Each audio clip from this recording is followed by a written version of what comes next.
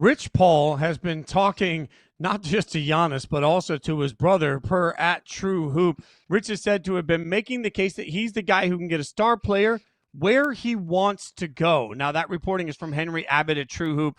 And we're going to try and make some sense of it now with our resident bat phone NBA expert. We pick up the phone. The signal goes into the streets. Tom Haberstroh answers and comes and helps us. So just when we thought maybe the Giannis trade rumors would be quieted a little bit, what do you make first and foremost of this report?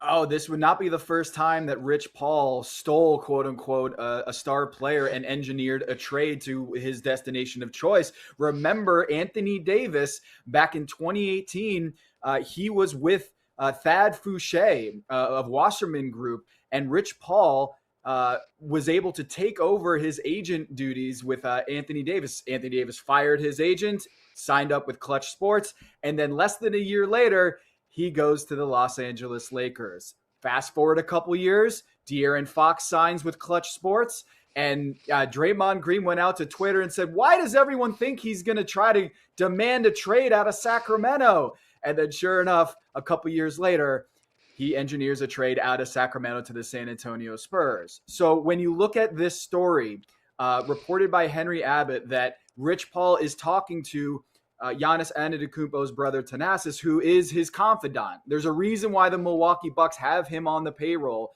Thanasis on the payroll, even though he doesn't play, is because Giannis Antetokounmpo listens to him, right? And so if Rich Paul is trying to get the services of Giannis Antetokounmpo on his client list, that also means a huge potential payday for Rich Paul. For those who don't know, agent fees are around 3% on new contracts orchestrated by that agent. And you're looking at Giannis Antetokounmpo, who is in line to sign a 4-year, $275 million contract extension this offseason, so in October. But the issue is he has to be traded now at the deadline in order for him to be able to sign that contract extension with his new team, because of CBA rules that say you have to be with your team for at least 6 months in order for you to have that contract extension signed in October. So why is this happening now? Because of another rule in the players union and CBA. A player cannot switch agents and then have the new agent take over for at least 7 days. There's a 7-day waiting period.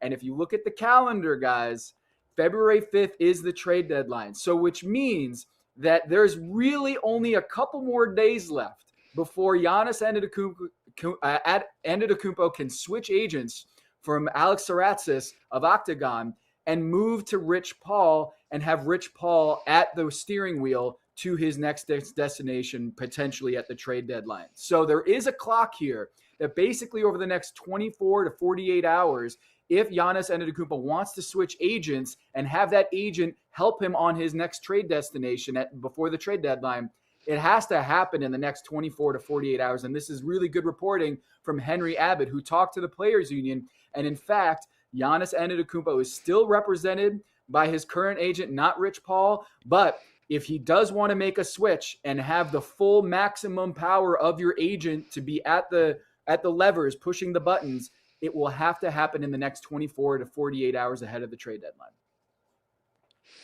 So we know Rich Paul and LeBron James besties. We have the history of Anthony Davis and him switching over to Rich Paul and then finding himself with the Los Angeles Lakers. Whenever Rich Paul is involved with a player, my question is, what's this tie to LeBron James? Is there a tie to LeBron James? So I'll ask you this, Tom. Exactly. Does his potential involvement with Giannis have anything to do with LeBron? I don't think so at this point, but it has to be mentioned that Rich Paul is a very popular agent around the NBA, that he has a lot of clients. One of the ones I just mentioned, De'Aaron Fox, is in San Antonio right now. And he said, publicly has said, I felt like San Antonio was a great landing spot for De'Aaron Fox because he was able to grow with Victor Wembanyama.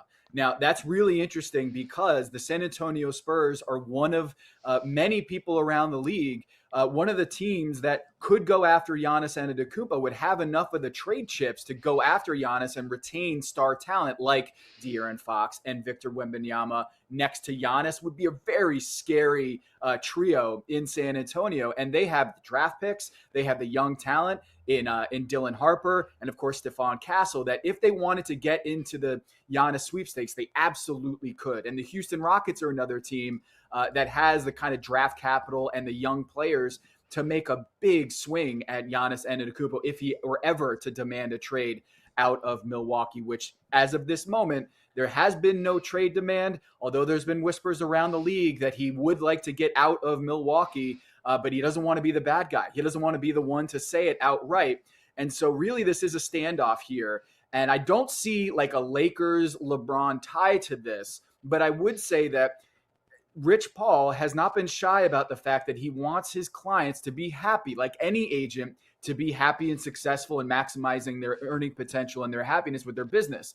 And De'Aaron Fox, one of his crown jewels among his clients, De'Aaron Fox wants to win a championship, obviously, with Victor Wembanyama. And can you imagine if Giannis Antetokounmpo was next to Victor Wembanyama in San Antonio? That's the kind of, connections, connecting the dots that I'm looking at in the light of this news is, what is the end game for Rich Paul? Of course, getting 3% of $275 million, about $8 million right there, that would be nice. But what would also be nice is the reputation for Rich Paul to have this basically brandish, the idea of him being the guy who gets star players out of their situations and where they want to be. And that's what a lot of players in the NBA, they want someone in their pocket that will be able to get them to their destination. And we'll see what Giannis really wants to do here. And the timetable is in the next 24 to 48 hours to learn. Then this tweet right here from Draymond Green: why does hiring Rich Paul has to be viewed as a move to be traded? Why isn't it simply the truth, which is Rich is the best in the business? At some point, the disrespect in this industry must stop.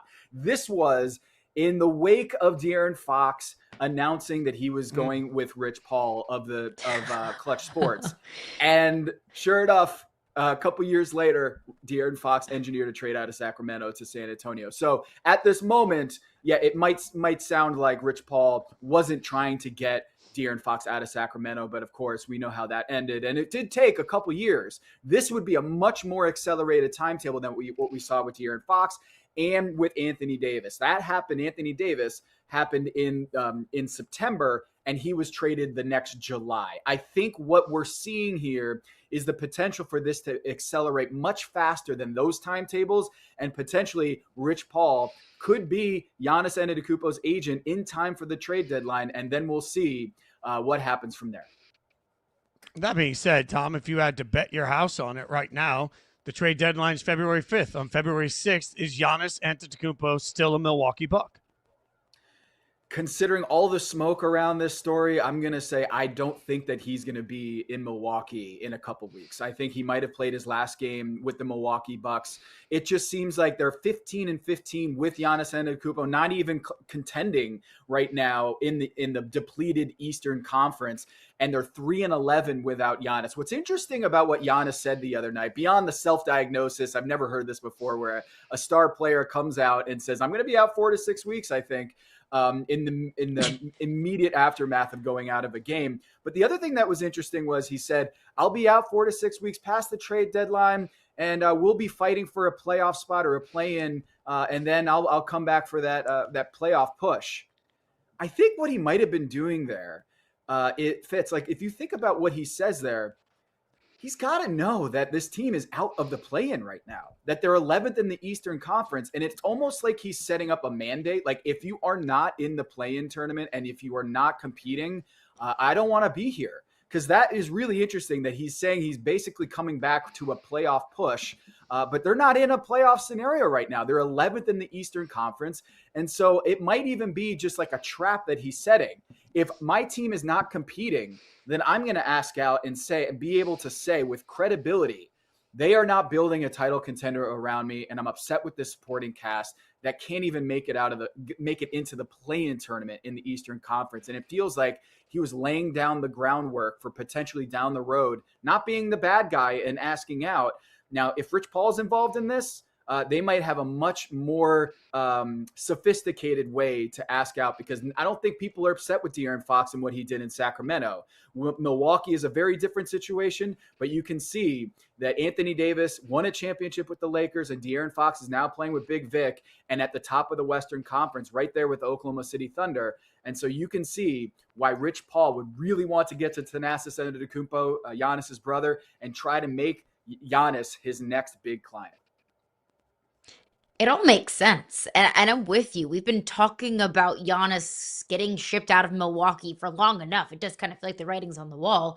Now Giannis is kind of matching that energy for the first time in what feels like in his career in Milwaukee. But where makes sense for Giannis? Anywhere, anywhere in the NBA would make sense for Giannis. He's that good, Caroline. But I would say, the Knicks have been wanting to get a championship, raise that banner, not a in-season tournament NBA Cup banner, but a championship banner. And I don't see how the Milwaukee Bucks will get what they need in a Giannis trade based on the draft assets, which are completely depleted from the New York Knicks side. They don't have first-round picks to send over to the Milwaukee Bucks that will make them whole. Karl-Anthony Towns, you're selling low on Karl-Anthony Towns. If you're the New York Knicks, you're not going to be able to get a Giannis, in my opinion, without a huge haul of draft picks coming from a third team. It just doesn't really make sense from the Milwaukee standpoint to do a straight-up trade with the New York Knicks. Of course, Giannis, with that injury concern, 4 calf strains over the last few years, and basically saying, I'm going to be out for the next month before any sort of MRI happened. He was like, I'm out. I'm sidelined. Any team acquiring Giannis Antetokounmpo will have to understand the dynamic of those calf strains that keep recurring, second time this season.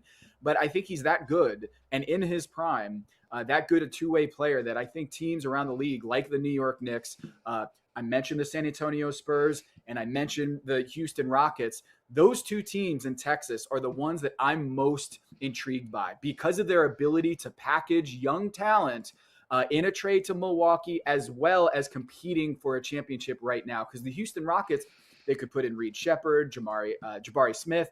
You could look at a couple picks going to Milwaukee, and they would still have Kevin Durant, Alperen Sengun, Amen Thompson. And I know the Milwaukee Bucks would want to have Amen Thompson, but man, the Houston Rockets will have a lot at their disposal if they wanted to go all in for Giannis. So that's what's interesting to me. Also, Hakeem Olajuwon and Giannis have worked together, and Hakeem Olajuwon still very close with the Houston Rockets. So there is kind of a lot of smoke, not just around Milwaukee about the trade potential, but also San Antonio and Houston just seem like they're waiting to use those assets. I don't see it for OKC. For those who are wondering, could OKC, the number one team in the NBA, acquire Giannis Antetokounmpo at the deadline? Sure, but it wouldn't be part of Sam Presti's playbook to go get a guy at this stage in the wrong side of 30 when you're a reigning champion. I think they're going to continue to grow internally. I don't think OKC is a logical destination for Giannis.